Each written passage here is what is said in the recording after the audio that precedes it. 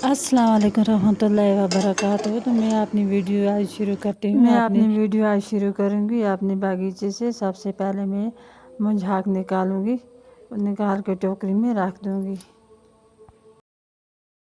पहले मैं chicken fry करूंगी। तेल मैंने रखा है, पहले उसको एक एक पीस डाल के अब फ्राई करूंगी। अब थोड़ा सा नमक डाल के और इसको तेल में से अच्छी तरह से फ्राई करना है, बिल्कुल दोनों साइड से अच्छा फ्राई हो जाए।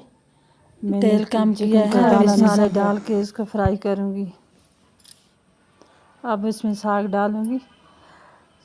थोड़ा सा नमक डाल के साग को भी अच्छी तरह तेल में मिक्स करूंगी।